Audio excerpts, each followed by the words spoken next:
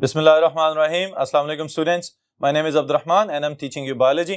Students, इस session से हम स्टार्ट करने जा रहे हैं चैप्टर नंबर 9 और इसके अंदर हम स्टडी करेंगे classification about the kingdom Plantae. Alright, पौधों के अंदर कौन कौन से ग्रुप्स शामिल हैं, उनकी classification from the simplest to highest organisation, और उसके साथ ही साथ बोर्ड के क्वेश्चन पेपर के लिहाज से जो अहम टॉपिक्स हैं वो इंशाल्लाह ताला आप इस पूरे चैप्टर के अंदर समझने के काबिल हो सकेंगे। ऑलराइट, तो डिटेल्स बोर्ड से स्टार्ट करते हैं।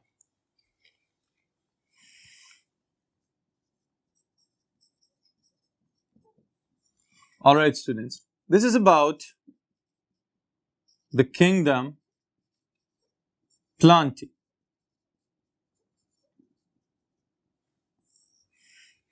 ऑलराइट, अब सबसे पहले नंबर पे तो ये समझ लें कि हमने रॉबर्ट विटेकर के 5 किंगडम सिस्टम को फॉलो किया होगा।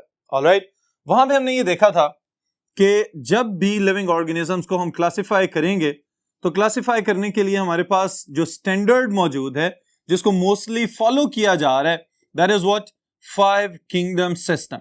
ऑलराइट, अब इस 5 किंगडम सिस्टम के अकॉर्डिंगली हमने जो ग्रुप्स बनाए हुए हैं स्टूडेंट्स, ये आपको याद होने चाहिए और उम्मीद है कि ज्यादातर जो लिविंग ऑर्गेनिजम्स इनके अंदर मौजूद हैं उनके फीचर्स भी आपको पहले से याद हो चुके होंगे। The first one was the prokaryotae, okay, जिनको हमने बैक्टीरिया और साइनोबैक्टीरिया के अंदर शामिल किया हुआ है। ऑलराइट, वो लिविंग ऑर्गेनिजम्स जिनके पास डेफिनेट न्यूक्लियस मौजूद नहीं होता उनको हम कहते हैं कि दीज आर प्रोकैरियोट्स, और उसके अंदर जो एग्जांपल्स हैं they are bacteria and cyanobacteria. फिर उसके बाद स्टूडेंट्स जो दूसरा ग्रुप हमने स्टडी किया that was about fungi. Alright, और फंजाई के मुतालिक हमने ये स्टडी किया कि these are eukaryotic heterotrophs as well as decomposers, और फिर इनकी बहुत सारी डिटेल्ड खसूसियात। ओके, फिर उसके बाद students there is the kingdom Animalia, जो कि अभी हमने स्टडी करना है in the next chapter. Alright, उसके अंदर हम एनिमल्स की क्लासिफिकेशन और हर ग्रुप के अलग-अलग से जो फीचर्स और खसूसियात मौजूद हैं उनको हम स्टडी करेंगे काफी डिटेल के साथ। फिर इसके बाद students the next one are the plant themselves.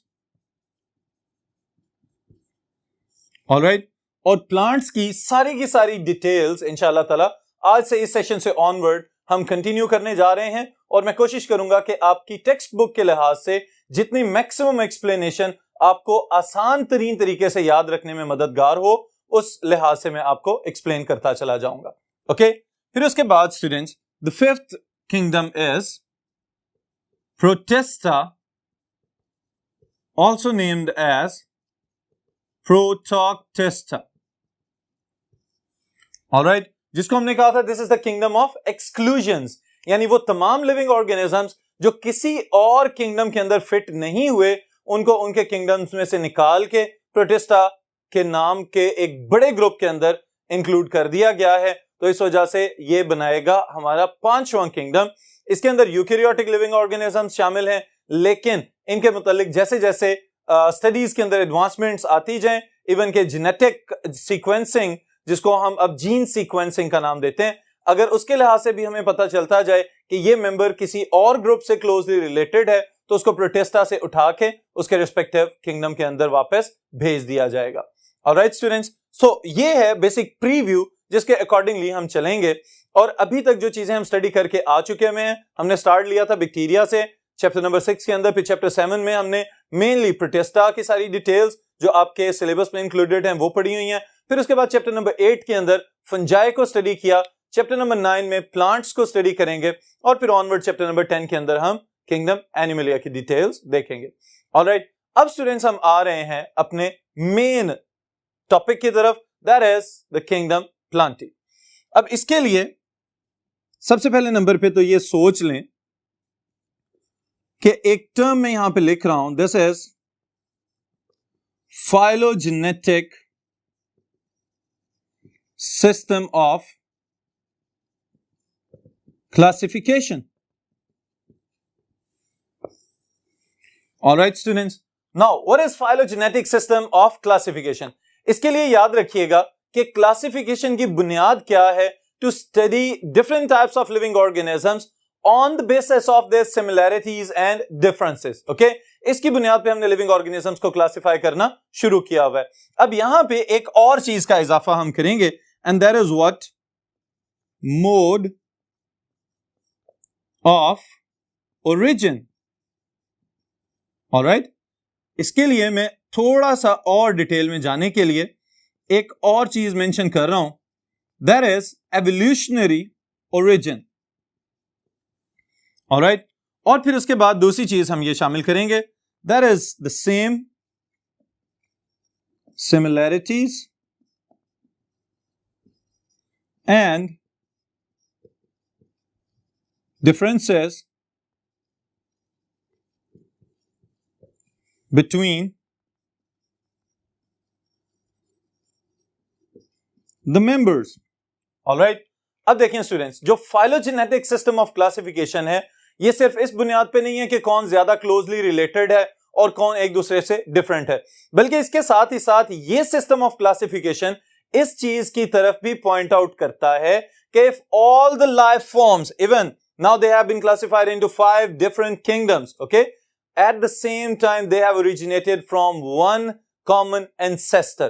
All right, जितनी भी इकसाम के जानदार दुनिया के ऊपर मौजूद हैं, साइंसदानों का यह ख्याल है कि उन सब के सब जानदारों का एक ही कोई प्रोकैरियोटिक एंसेस्ट्रल ऑर्गेनिज्म था, जो आहिस्ता आहिस्ता डिफरेंट ऑर्गेनाइजेशंस के अंदर अपने आप को ढालता चला गया, और फिर उसके बाद हमारे पास ये climax of different types of living organisms नजर आते हैं अब मौजूदा दौर के अंदर। ऑलराइट, लेकिन यहां पे जो मोड ऑफ ओरिजिन से मुराद है वो ये है कि अगर आपको चैप्टर नंबर 5 का एक फिगर याद हो स्टूडेंट्स, जिसके अंदर हमने ये स्टडी किया था कि एक ही लाइफ फॉर्म है और उसमें से डिफरेंट ब्रांचेस निकलती चली जा रही हैं, और उन्हीं ब्रांचेस से फिर ये मुख्तलिफ इकसाम के लिविंग ऑर्गेनिजम्स पैदा हुए, और इन्हीं लिविंग ऑर्गेनिजम्स में से अगर हम सिर्फ प्लांट के ऊपर फोकस करें तो हमें यहां पे भी पता चल रहा है कि कोई एक ही ग्रुप ये नहीं है, बल्कि आगाज किसी एक शाख से हुआ और उसके बाद इसकी अपनी शाखें बनती चली जा रही हैं। ऑलराइट, तो इसका मतलब यह है कि फाइलोजेनेटिक सिस्टम ऑफ क्लासिफिकेशन में ओरिजिन के ऊपर भी फोकस रहेगा, और फिर उसके बाद फर्दर जो सिमिलैरिटीज और डिफरेंसेस मौजूद हैं उसकी बुनियाद पे इन प्लांट्स को क्लासिफाई कर दिया जाएगा। ऑलराइट स्टूडेंट्स, फिर अगर हम इसी के लिहाज से इसके फीचर्स और कैरेक्टरिस्टिक्स देखें कि जो सब के सब कॉमन है in all of the plants, तो वो कौन कौन से हैं देखते हैं।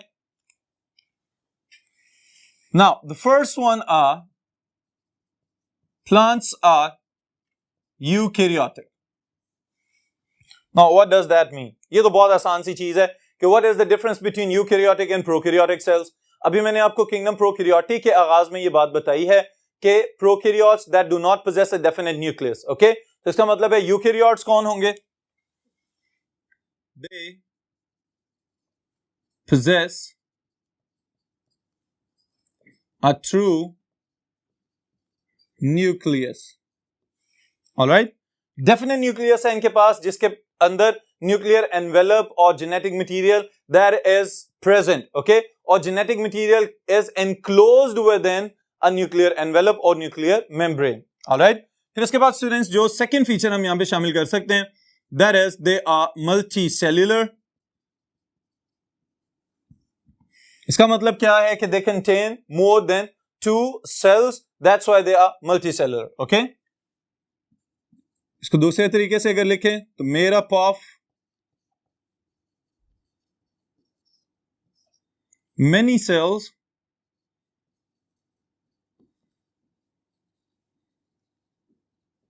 organized to form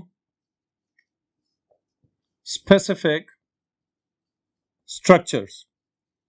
All right students, यहां पे मैं इस वजह से मेंशन नहीं कर रहा कि कौन कौन से स्ट्रक्चर्स हैं, क्योंकि जो लोअर प्लांट्स हैं, जो नॉन वेस्कुलर प्लांट्स जिनको हम कहते हैं, उनके अंदर true leaves, true stem, true roots वगैरह एब्सेंट होती हैं, लेकिन जो हायर और कम्प्लेक्स प्लांट्स हैं उनके अंदर ये सब स्ट्रक्चर्स स्पेशलाइज्ड फॉर्म में मौजूद भी होते हैं और अपना काम भी कर रहे होते हैं। ऑलराइट, फिर उसके बाद स्टूडेंट्स हम एक और चीज प्लांट्स से रिलेटेड मेंशन कर सकते हैं, that is they are non motile. Alright, non motile से क्या मुराद है कभी आपने कोई पौधा ऐसा देखा है कि आप रात को जब सोने लगे तो वो एक जगह पे मौजूद हो और जब सुबह जागें तो आप देखें कि वो अपनी जगह तब्दील करके किसी और प्लांट के करीब जाके बैठा हुआ है? ऐसा पॉसिबल नहीं है। क्यों पॉसिबल नहीं है? क्योंकि the plants they are non motile, they have to anchor their bodies within the soil with their roots. Alright, तो पौधे अपनी जगह तब्दील नहीं करते, इस वजह से हम ये कहते हैं कि they are non motile, they can not move from one place to another. All right, cannot move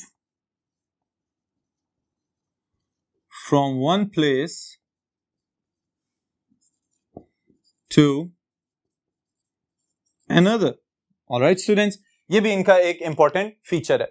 फिर उसके बाद हम ये मेंशन कर सकते हैं कि they possess cell wall made up of cellulose. All right students, इनके पास सेल वॉल मौजूद है, फंजाई के पास भी मौजूद है, बैक्टीरिया के पास भी मौजूद है, लेकिन स्पेशलिटी हमने क्या लिखी है यहाँ पे कि इनकी सेल वॉल सेलुलोज पे मुश्तमिल है। And what is the purest form of cellulose? इसका जवाब सोचें जरा, मैं आपको थोड़ी देर के बाद बताता हूँ। Alright, then we have to write the most significant feature, that is the plants they are autotrophic according to their mode of nutrition. All right, they possess autotrophic mode of nutrition, यानी कि वो पौधे, वो living organisms जो अपनी खुराक खुद तैयार कर सकते हैं, they are known as autotrophs and their mode of nutrition is known as autotrophic mode of nutrition. All right students, तो यही चीज हम यहाँ पे मेंशन करने जा रहे हैं।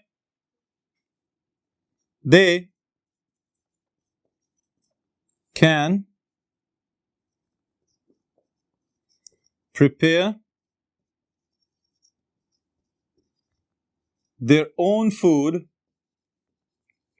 by photosynthesis. All right, photosynthesis के अमल में क्या होता है? कार्बन डाइऑक्साइड हवा से जज़ब करेंगे, पानी सॉइल से जज़ब करेंगे और फिर उसके बाद क्लोरोफिल की मौजूदगी में क्या किया जाएगा? These inorganic raw substances they will be converted into organic molecule that is glucose. Glucose बना दिया जाएगा। All right students, so carbon dioxide और वाटर को कंबाइन करके ग्लूकोज बनाया जाएगा और यहीं से इनकी अहमियत का आगाज होता है कि पौधे ना सिर्फ अपने लिए खुराक तैयार कर रहे हैं बल्कि साथ ही साथ all of the ecosystem is dependent on their autotrophic mode of nutrition because the plants they are the producers of this planet. All right, ना सिर्फ ये कि खुराक बना के दे रहे हैं बल्कि साथ ही साथ फोटोसिंथेसिस के अमल में जो ऑक्सीजन पैदा हो रही है वो भी हमारे लिए एक प्लस पॉइंट है कि ये ऑक्सीजन हम सांस के जरिए अंदर लेके जाते हैं और इसकी मदद से बहुत सारे मेटाबॉलिक रिएक्शंस जो हैं वो हमारी बॉडीज के अंदर कंट्रोल किए जा रहे होते हैं। ऑलराइट स्टूडेंट्स, फिर उसके बाद अगर एक मल्टीपल चॉइस क्वेश्चन की तरफ आपकी नजर जाए तो ये जरूर याद रखिएगा कि how many species of plants have been discovered so far, तो तकरीबन 3,60,000 स्पीशीज जो हैं पौधों की have been discovered until now. Okay, ये आपकी बुक का फिगर है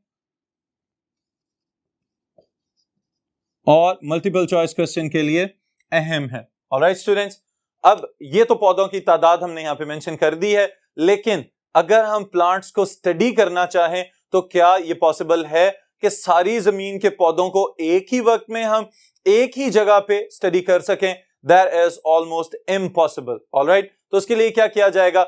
Now we have to classify the plants on the basis of their similarities and differences, और वक्त गुजरने के साथ साथ evolutionary origins को भी स्टडी किया जाएगा और उसके साथ ही साथ अब जो लेटेस्ट नॉलेज हमारे पास अभी तक मौजूद है that is the gene sequencing, हम उसके न्यूक्लियोटाइड्स की तरतीब की बुनियाद पे भी पौधों के सिमिलैरिटीज और डिफरेंसेस को स्टडी कर सकते हैं। तो इन तमाम चीजों को, इन तमाम टूल्स को इस्तेमाल करते हुए the plants have been divided into different groups, जिसमें से सबसे पहली जो क्लासिफिकेशन है, जो बेसिक क्लासिफिकेशन है, वो क्या है कि the plants have been divided into 2 major groups. Alright, और वो कौन से हैं इनको भी देख लें।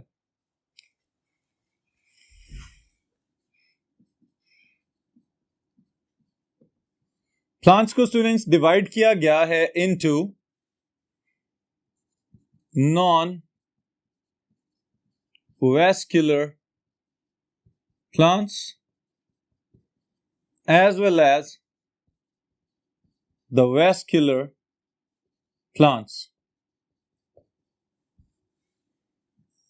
Alright students, अब ये जो non-vascular plants और vascular plants हैं, what is the difference between these two groups? Okay, उसके लिए पहले मैं ये बताता हूँ आपको, वो वाले पौधे जो बिल्कुल सिंपल स्ट्रक्चर्स पे मुश्तमिल हैं, अगर हम इनको गौर से देखें तो इनके स्टेम और लीव्स और इस तरह से रूट्स पहले नंबर पे तो स्पेशलाइज नजर ही नहीं आ रहे, फिर उसके बाद इनके दरमियान में कोई vascular tissue like the xylem and the phloem, it is also known as the compound tissue of the plants, ये मौजूद नहीं होते। जाइलम और फ्लोएम के बगैर जितने पौधे हैं they are known as non vascular plants. Okay, on the other side जितने भी प्लांट्स हमें नजर आते हैं they are highly complex and their mode of transportation of water and food that is through the xylem and the phloem. तो वो वाले पौधे जिनके पास xylem और phloem मौजूद है they are known as vascular tissues, और वो वाले पौधे जिनके पास xylem और phloem मौजूद नहीं है they are known as non-vascular plants. अब स्टूडेंट्स इसको हम डिवाइड कर लेते हैं मजीद फर्दर क्लासेस के अंदर, और ये डिवीजन ही काफी नहीं है बल्कि इनके फर्दर जो सब क्लासेस और सब फाइला वगैरह बनाए गए हैं उनको भी हम काफी डिटेल से इस पूरे चैप्टर के अंदर एक मखसूस सीक्वेंस के अंदर स्टडी करेंगे। ऑलराइट, तो इनके जो सबसे पहले नंबर पे टेक्निकल नाम आप याद रखेंगे, the non vascular plants they are generally known as bryophytes, alright, and the vascular plants they are generally known as tracheophytes. Alright, bryophytes वो पौधे जिनको हम लोअर प्लांट्स भी कहते हैं क्योंकि इनके अंदर वैस्कुलर टिश्यूज मौजूद नहीं है, और ट्रेकियोफाइट्स, ट्रेकियरी एलिमेंट्स और ट्रेकीड्स वगैरह इनके रेफरेंस की वजह से इनका ये नाम रखा गया है। फाइट की टर्म जहां पे भी आएगी याद रखिएगा प्लांट्स की बात हो रही है। Alright, so phytes are related to the plants. अब फिर उसके बाद स्टूडेंट्स ये जो ट्रेकियोफाइट्स हैं और ब्रायोफाइट्स हैं they have been further divided into different classes, और ये क्लासेस कौन कौन सी हैं? ब्रायोफाइट्स में further Hepaticopsida, all right, then is Maasai or mosses, then is Anthoceropsida, all right students. अब ये जो हमने डिफरेंट ग्रुप्स फर्दर बना दिए हैं, हर एक ग्रुप के अंदर अलहदा अलहदा सेट ऑफ कैरेक्टरिस्टिक्स मौजूद है जो हम डिटेल से स्टडी करेंगे इस चैप्टर के अंदर। ऑलराइट, फिर इसी तरह students on the other side tracheophytes के अंदर अगर देखें तो they are also divided into different groups like psilopsida, lycopsida, sphenopsida, pteropsida, और फिर उसके बाद फर्न्स की बारी आ जाती है, और फर्न्स में फिलेसिनी और जिम्नोस्पर्मी फर्दर और एंजियोस्पर्मी, ये अलग अलग से क्लासेस वगैरह बना दी गई हैं। इन सब चीजों को हम वन बाय वन इस चैप्टर के अंदर एक्सप्लेन करते चले जाएंगे, और फिर उसके बाद इंशाल्लाह एट द एंड आप लोगों को काफी सारी चीजें समझ में आ जाएंगी। ऑलराइट, इस सेशन को स्टूडेंट्स यहीं पे हम खत्म कर रहे हैं, फिर इंशाल्लाह ताला नेक्स्ट सेशन में नेक्स्ट टॉपिक के साथ मुलाकात होगी।